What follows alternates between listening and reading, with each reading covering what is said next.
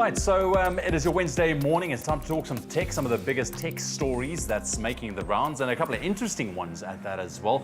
Something about the whole of the entire human history, making it to the moon. So how many pages would that require? Probably about 30 million, I'm guessing, judging by this first story. Absolutely awesome, and this is a real sign of the times of where we're headed as a species that is looking to propel ourselves off the blue planet.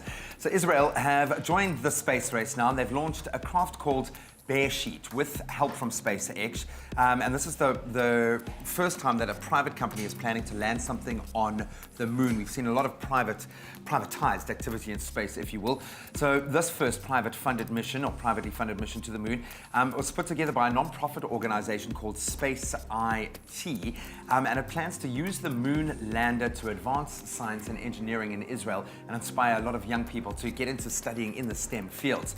So it's now been revealed that on board is a small hard disk containing 30 million pages of documents containing an account of all of human history. What? I wonder how you distill it. 30 million sounds like a lot, but this is the entire span of human history. Do we go with the negative, the positive, a balance of both? Who decides? The first step in a project to build a lunar library and part of a bigger plan to build a galactic archive of Earth in case one day our planet is destroyed. That is crazy. So some of the documents include guides on how to speak 1,000 different human languages and an English copy of the entire, get it, Wikipedia database. So if you've updated something on Wikipedia, you could actually be a part of the biggest literary exercise in all of the universe. That is crazy, How cool man. That's cool though, hey? It is very That's cool. something really cool about that.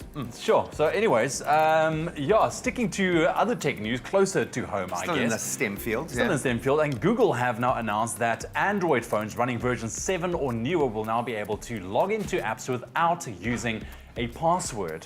Think about that for a second, but it's thanks to something called FIDO2, which is an authentication standard that aims to create a simpler world with less passwords. Android users will now be able to log into apps using the fingerprint scanner, which it makes it very, very safe. Listen to this, because passwords can actually be hard to remember. We know this because you might have like 20 of them across your changing them every devices. day because you keep forgetting them and you're an idiot. And also quite unsecure because of the shared secret model, which I actually didn't think about. So essentially your password is a secret between you and the service, meaning that if they get hacked, the hacker would have access to your password on their system regularly. Exactly, and that is very, very worrisome. So with biometrics, you just have to prove who you are, and the service doesn't have a secret password that can be hacked because it's all biometric. So basically, it means fewer memorizing of passwords and your important documentation and your files. Just don't lose your phone. Just don't lose your fingerprint in this case, man. So that is it. And of course, we're going to be talking about it with a brand new Samsung S10.